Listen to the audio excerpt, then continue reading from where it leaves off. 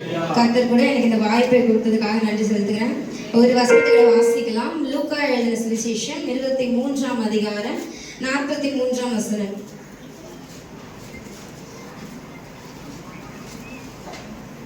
இயேசு அவனை நோக்கி,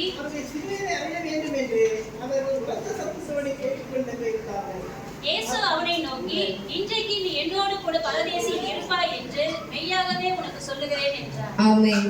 இயேசு கிறிஸ்து சிலுவையில் அறையப்பட்ட போது அவர் முதல் வார்த்தை சொன்னாங்க அக்கா. அதே போல இரண்டாவது வார்த்தை அவர் என்ன சொல்றாருன்னா, இன்றைக்கு நீ என்னுடனே கூட பரதேசில் இருப்பார். இந்த வார்த்தை அவர் யாரை பார்த்து எதற்காக சொல்றாருன்னு பார்க்கலாம். அதை லூக்கா 23ஆம் அதிகாரத்துல 32ஆம் வசனத்துல பார்க்கிறோம். குற்றவாளியாகிய வேற 2 பேரும் அவரோடு கூட கொலை செய்யப்படுவதற்கு கொண்டு போகப்பட்டார்கள். ஆமென். குற்றவாளிகளாக இன்னும் 2 பேர் இயேசு கிறிஸ்து கொலை செய்யப்படுவதற்காக கொல்கத்தாவுக்கு கொண்டு போகப்படும் போது அவரோடு கூட இன்னும் 2 பேரையும் கூட்டிட்டு போறாங்க. அவங்க குற்றவாளிகள் தான். இந்த 4 சுவிசேஷத்துல மத்தேயுலயும் மார்க்லயும் பார்த்தோம்னா அவங்க கல்லன்னு போட்டிருப்பாங்க. அதுவே லூக்கால பார்த்தோம்னா குற்றவாளிகள்னு போட்டிருப்பாங்க. இந்த 2 குற்றவாளிகளையும் கொலை செய்யப்படுவதற்காக கொண்டு போறாங்க.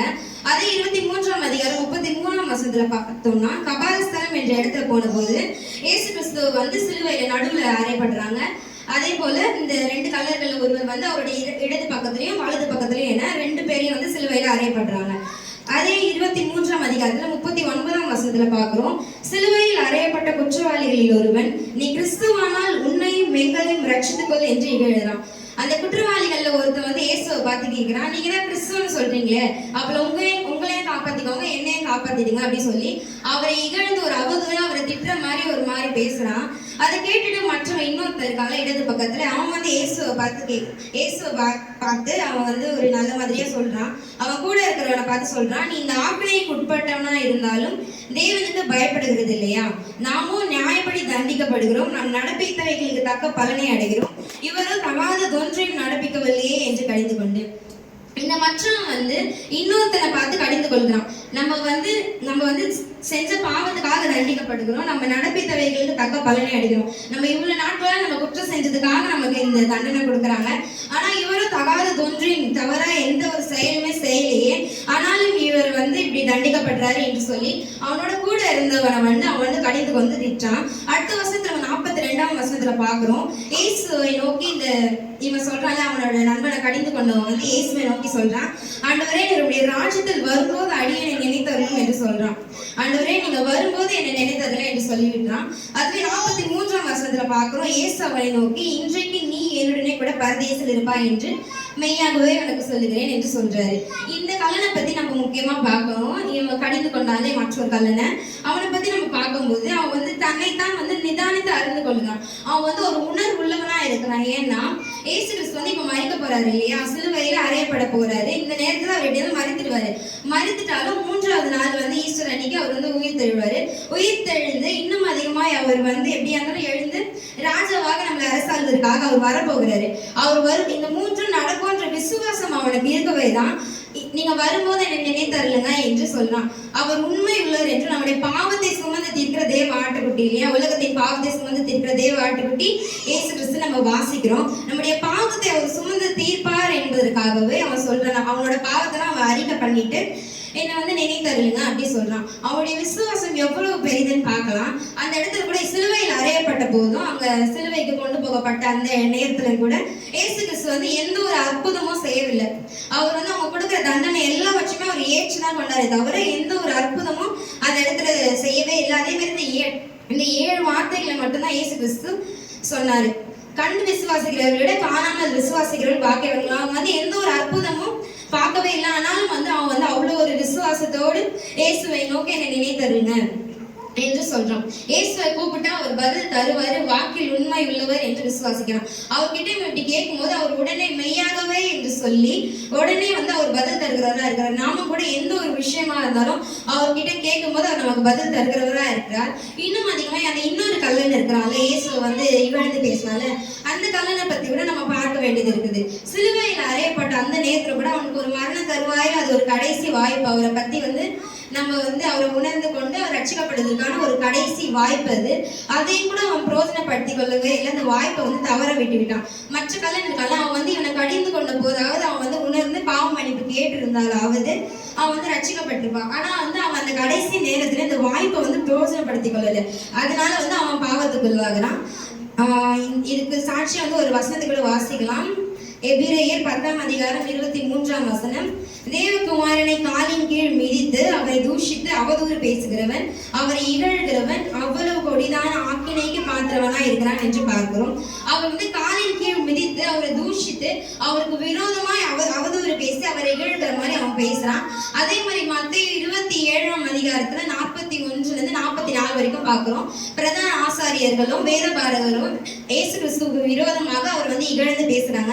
இந்த கல்லனும் அதே போலதான் இயேசுக்கு வந்து விரோதமா அவர் வந்து ஒரு இகழ்ந்து பேசுறான். இன்றைக்கு நீ என்னுடனே கூட பரதேசில் இருப்பாய் என்றுதான் வந்து இயேசு கிறிஸ்து வந்து அந்த கல்லனை பார்த்து சொல்றாரு. அது வந்து பரதேசில் இருப்பாய் அப்படி சொல்றாரு. இந்த பரதேசுனா என்னன்றது வந்து நம்ம முக்கியமா பார்க்கணும். அவர் வந்து இந்த 2 கல்லர்கள் வந்து பேசி கொண்டு இருக்கும்போது வந்து இயேசு கிறிஸ்து வந்து அமைதியா இருக்காரு. இவன் வந்து இவனை கடிந்து கொள்ளுறான், இவன் வந்து அமைதியாவே இருக்கிறான். அப்ப வந்து இயேசு கிறிஸ்து வந்து அமைதியாவே இருக்காரு. இவங்க 2 பேரும் என்ன பேசுறாங்கன்றது வந்து அவர் நிதானித்து பொறுமையா அவங்க சொல்றதை வந்து கேட்கிறாரு. அவர் கேட்டுக்கொண்டு இருக்கும்போதுதான் இந்த கல்லன் வந்து அவரை பார்த்து சொல்றான், இந்த மாதிரி வந்து நீ ராஜ்யமாக வரும்போது என்னை நினைத்தருளும் என்று சொல்லும்போது அந்த கல்லனோட விசுவாசத்துக்கு ஒரு மதிப்பளித்து உடனடியாக பதில் அளிக்கிறார். இன்றைக்கு நீ என்னுடனே கூட பரதேசில் இருப்பாய் என்று மெய்யாகவே உனக்கு சொல்லுகிறேன் என்று அதை ஒரு உறுதிப்படுத்தும் விதமாக மெய்யாகவே என்று சொல்லுகிறார். உறுதியை நான் செய்வேன்னு சொல்ற மாதிரி மெய்யாகவே என்று உறுதிப்படுத்தும் விதமாக சொல்லுகிறார். இந்த பரதேசு என்பது பாரடைஸ். இது வந்து எங்க இருக்குன்றது கொஞ்சம் பார்க்கலாம். நம்ம எல்லாருக்கும் தெரியும் பரலோகம் என்பது வந்து வானத்துல இருக்குன்றது. இப்ப யாருமே வந்து பரலோகத்துக்கு போகல இல்லையா? பரலோகம் தற்போதைய அளவில் திறக்கப்படவில்லை. இப்ப போகிறவங்க இறந்து போறவங்க யாரா இருந்தாலும் வந்து நம்ம இந்த பாரடைஸுக்கு தான் வந்து நம்ம போனோம். அது வந்து பூமியின் தாழ்விடங்கள்ல இருக்குதுன்னு வந்து நம்ம வாசிக்கிறோம். மத்தேயு 12:40 இருக்குது. மார்க் பண்ணி வச்சுக்கோங்க. பூமியின் இருதயத்துல வந்து இயேசு கிறிஸ்து இருப்பாரு. அதே போல லூக்கா 16:22 வாசிக்கிறோம். தரித்திரனாக லாசருவை பத்தி போட்டிருக்கு. லாசரு வந்து மரித்து ஆபிரகாமோட மடியில இளைப்பாறுகிறாருன்னு போட்டிருக்கு. அந்த ஆபிரகாமோட மடின்றதுதான் வந்து பரதேசுன்னு பார்க்கும். ரெண்டும் ஒண்ணுதான். பரதேசுக்கு தான் வந்து ஆபிரகாமின் மடின்னு இன்னொரு பேர் வந்து அதுல குறிப்பிட்டு இருக்கிறாங்க. இயேசுவை ஏற்றுக்கொண்டவர்கள் பரதேசு ஆகிய ஆபிரகாமின் மடியில் கொண்டு செல்லப்பட்டு இளைப்பாறுகின்றனர். இயேசு வந்து நம்ம ஏற்றுக்கொள்ளும் போது, சொந்த ரட்சகராக ஏற்றுக்கொள்ளும் போது இந்த பரதேசு ஆகிய ஆபிரகாமின் மடியில வந்து நம்ம கொண்டு செல்லப்பட்டு இளைப்பாறுவோம். அதே போல இந்த பரதேசிக்கு வந்து இன்னொரு பேரும் இருக்குது. 2 கொரிந்தியர் 12:2-2 போட்டிருக்கு. 3ஆம் வானம் என்று போட்டிருக்கு. இந்த பரதேசு வந்து இந்த நல்ல கல்லனை பத்தி நம்ம இன்னொரு விஷயம் கூட பார்க்க வேண்டியது இருக்கு. ஏன்னா லூக்கா 23 நம்ம வச்சிருக்கோம் இல்லையா? அதுல 40ஆம் வசனத்துல போட்டிருக்கு, நீ இந்த ஆக்கினைக்கு உட்பட்டனா இருந்தாலும் தேவனுக்கு பயப்படுகிறது இல்லையா? அந்த மற்றவனை பார்த்து அவன் சொல்றான்ல, நீ இந்த ஆக்கினைக்கு உட்பட்டவனா இருந்தாலும் தேவனுக்கு பயப்படுறது இல்லையா? அவன் தேவனுக்கு பயந்தவனா இருக்கவே தான் அந்த மற்றவனை பார்த்து தேவனுக்கு பயப்படுகிறது இல்லையா என்று கேட்கிறான். அவன் தேவனுக்கு பயப்படுகிறவனா இருந்ததுனாலதான் அவன் வந்து பரதேசிக்கு இயேசுவோடு கொண்டு செல்லப்பட்டான். நாமும் இது போல தேவனுக்கு பயந்து வாழும்போது இந்த பரதேசுக்கு நாமும் அங்க போக முடியும். ஒருவரும் கெட்டு போகாமல் நித்திய ஜீவனை பெற்றுக்கொள்ள வேண்டும் என்பதற்காகவே தம் சொந்த குமாரனை சிலுவையில் அறையவும் கொன்று போடவும் சம்மதித்தார். நம்ம யாரும் கெட்டு போகாமல் யாரும் நரகத்துக்கு போக வேண்டும் என்றது அவரோட சித்தம் இல்லை. எல்லாருமே அவரோடு கூட பரலோகத்துல வாழணும்ன்றது அவருடைய சித்தமா இருக்கும்போது அவருடைய சொந்த குமாரனாகிய இயேசு கிறிஸ்துவை வந்து அவர் சிலுவையில் அறையவும் கொன்று போடவும் பிதா வந்து சம்மதிக்கிறார். எதுக்காகனா நம்ம யாவரும் ஒருவர் கூட கெட்டு போகாம அந்த நித்திய ஜீவனை பெற்றுக்கொள்ள வேண்டும் என்பதற்காகவே அவர் வந்து இப்படி அவருடைய சொந்த குமாரனை வந்து கொன்று போட சம்மதிக்கிறாரு. இந்த கல்லன் கூட ரட்சிப்பை பெற ஒரு தகுதியே இல்லாத பாத்திரவனா நம்ம பார்க்கணும். ஏன்னா வாழ்நாள் முழுவதுமே ஒரு குற்றம் செய்தவனா, ஒரு குற்றவாளியா கல்லனா தான் இருக்கிறான். ஆனாலும் கூட அந்த ரட்சிப்பை வந்து அவனுக்கு கிடைக்குது. அது ஏன்னு பார்த்தோம்னா இயேசு கிறிஸ்துவோட கிருபை வந்து அவன் மேல இருந்ததுனால்தான். பவுல் சொல்றாரு எபேசியர் 2:8 கிருபையினாலே விசுவாசத்தை கொண்டு ரட்சிக்கப்பட்டீர்கள், இது உங்களால் உண்டானதல்ல, இது தேவனுடைய ஈவுன்னு வாசிக்கிறோம். அவருடைய கிருபை வந்து இந்த கல்லன் மேல இருந்ததுனால்தான் அவனுடைய விசுவாசத்தை கொண்டு அவன் வந்து ரட்சிக்கப்பட்டான். இது நம்மளால உண்டானதில்லை, இது தேவனுடைய ஈவு. தேவனுடைய சித்தம் இருந்ததுனால்தான், இந்த தேவனுடைய ஈவு இருக்கவே தான், அவருடைய கிருபை இந்த கல்லனுக்கு இருக்கவே தான் அந்த கடைசி நேரத்தில் அவனுடைய மரண தருவாயில கூட அவன் நம்ம வந்து இயேசு கிறிஸ்துவை ஏற்றுக்கொள்ளலாம். இன்னும் அதிகமா நம்ம பார்க்கணும்னா இயேசு கிறிஸ்துவோட ஏற்றுக்கொள்ளும் தன்மை அந்த இடத்துல வந்து விளங்குது. அவர் வந்து பாவியாக யார் வந்தாலும் மன்னிக்கிற குணத்தோட இருக்கிறாரு. அவருடைய அன்பு எவ்வளவு பெரியதுன்றது நமக்கு தெரியும். ஆனாலும் வந்து நம்ம உணராதவர்களா இருக்கணும். அநேக இடங்கள்ல புதிய ஏற்பாடுல வந்து அவருடைய அன்பு வந்து வெளிப்பட்டிருக்கிறது. அநேக பாவைகளை வந்து அவர் மன்னித்திருக்கிறாரு. சொல்வதற்கு இல்லை, அநேக பேர் இருக்காங்க. அதுல ஒரு சிலர் கூட சொல்லுற பரிசேயர் வீட்டுல வந்து இயேசு கிறிஸ்து வந்து பந்தி இருக்கும்போது ஒரு பாவியான பெண், பாவம் செய்த ஸ்திரீ ஒருத்தவங்க வந்து இயேசுவோட பாதத்தை பார்த்து அவருடைய பாதத்துல வந்து அவங்க கண்ணீரினால அவருடைய பாதத்தை வந்து நினைக்கிறாங்க. அவங்க செஞ்ச பாவங்கள் ஒவ்வொன்றுக்காகவும் அவங்க மனம் வருந்தி அவங்க வந்து ஒரு மன திரும்பலுக்கு ஏற்ற கனியாக இயேசு கிறிஸ்துவோட பாதத்துல வந்து அவங்களுடைய கண்ணீரினால அவருடைய பாதத்தை நினைச்சு அவங்க தலைமுடியினால அவருடைய பாதத்தை வந்து துடைக்கிறாங்க. அவங்களுக்கு வந்து அந்த மன திரும்புதல் உள்ள வாஞ்சையை வந்து நம்ம பார்க்கணும். அவங்க வந்து இப்படி பண்ணும்போது இயேசு கிறிஸ்து வந்து ஒரு தகப்பனை போல மகளே என்று கூப்பிடுகிறாரு. மகளே என்று கூப்பிட்டு அவருடைய அன்பையும் அவருடைய பாசத்தையும் அந்த இடத்துல காட்டுகிறாரு. எவ்வளவு பெரிய நம்ம பாவம் நம்முடைய வாழ்க்கையில நம்ம செஞ்சிருந்தாலும் அதை ஏற்றுக்கொள்கிறவராய் அவர் இருக்கிறாரு. இன்னும் கூட பார்க்கலாம் யூதாஸ் காரியத்தை பத்தி. அவன் வந்து 30 வெள்ளிக்காசுக்காக இயேசு கிறிஸ்துவ வந்து காட்டி கொடுத்தவன். அவனாலதான் வந்து இந்த தண்டனை கேஸ் வந்து பாத்திரவனா ஆனாரு. இந்த 30 வெள்ளிக்காசுக்காக காட்டி கொடுத்த யூதாஸ் காரியத்தை பார்த்து இயேசு கிறிஸ்து சிநேகிதனே என்று அழைத்து அவருடைய அன்பு வந்து அவனுக்கு காட்டுறாரு. அவன் தான் காட்டி கொடுத்தவனா இருந்தாலும் அவனை வந்து இயேசு கிறிஸ்து இவ்வளவாய் வந்து ஏற்றுக்கொள்ளுகிறாரு. அதே போல பேதுருவை நம்ம பார்க்கலாம். சேவல் கூப்பிடும் 3 வேளையும் தன் சொந்த குருவை வந்து மறுதளித்தான். இயேசு முன்னதே வந்து சொல்லிட்டாங்கல்ல, சொன்னது போல வந்து இவன் அந்த சேவல் கூப்பிட அந்த 3 வேளையும் இயேசு கிறிஸ்து வந்து மறுதளித்தான். ஆனாலும் கூட இயேசு கிறிஸ்து வந்து அவரை மன்னித்து தன் ஊழியத்தை கூட அவர் கையில ஒப்படைத்துட்டு போறாரு கடைசி நேரத்துல. இப்படி பல காரியங்கள் வந்து புதிய ஏற்பாடுல இருக்கிறது. அநேகருடைய பாவங்களை வந்து இயேசு கிறிஸ்து மன்னிக்கிறவரா இருக்கிறாரு. இயேசு வந்து பாவத்தை தான் வெறுத்தாரே தவிர பாவிகளை என்னைக்குமே வெறுக்கல. நம்ம என்ன பாவம் செஞ்சிருந்தாலும் அது வந்து நம்ம மன திரும்பி பாவம் மன்னிப்பு கேட்கும் போது அது வந்து நம்ம ஏற்றுக்கொள்கிறவரா அவர் இருக்கிறார். நம்ம இடத்துல வருகிற எவரையுமே அவர் பொறுமே தள்ளாதவரா இருக்கிறார். நம்மளோட பாவங்களை வந்து அறிக்கை பண்ணும்போது அவர் வந்து நம்ம ஏற்றுக்கொள்கிறார், முற்றிலுமா ஏற்றுக்கொள்கிறவரா இருக்கிறாரு. நம்ம கூட யோசிக்கலாம், இத்தனை பாவங்கள் வாழ்நாள் முழுவதும் பாவம் செஞ்சதுனால வந்து அவன் வந்து இயேசு கிறிஸ்துவோட சிலுவையில் அறையப்படுவதற்காக அந்த 2 கள்ளன்களையும் கூட்டிட்டு போறாங்க.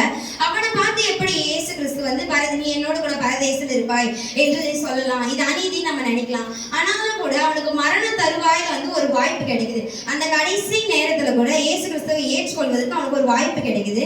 அந்த வாய்ப்பு கூட அவன் பிரயோஜனப்படுத்தி கொண்டு அவனோட பாவ மன்னிப்பை அவன் பெற்றுக்கொள்ளலாம். அநேகர் வந்து இப்ப நினைக்கிறாங்க, இந்த கல்லனை போல வந்து கடைசி நேரத்துல வந்து நமக்கு வாய்ப்பு கிடைக்கும், அப்ப வந்து நம்ம மரண தருவாயில உயிர் விடும் நேரத்துல வந்து பாவ மன்னிப்பு கேட்கலாம். பாவ மன்னிப்பு கேட்டா வந்து இயேசு கிறிஸ்து வந்து நம்மளை ஏற்றுக்கொண்டு நம்மளை வந்து பரதேசிக்கு கூட்டு போயிடுவாரு அப்படின்னு நினைக்கலாம். ஆனா அப்படி கிடையாது. இந்த கல்லன் வந்து வாழ்நாள் முழுவதுமாய் ஒரு பாவம் செய்தவனாவே வாழ்ந்திருக்கிறான். அவன் வந்து இயேசு கிறிஸ்துவை பத்தி அறியாதவனாய் அந்த கடைசி நேரத்துல சிலுவையில் அறையப்பட்டது கொண்டு போறாங்கல்ல, அந்த நேரத்துலதான் வந்து அவருக்கு வந்து இந்த கல்லனுக்கு வந்து இயேசு கிறிஸ்துவை பத்தி அறிஞ்சிருக்கான். ஆனா நம்ம அப்படி இல்லை. இப்ப வந்து நம்ம இயேசு கிறிஸ்துவை முற்றிலுமா அறிந்தவர்களா தான் இருக்கிறோம்.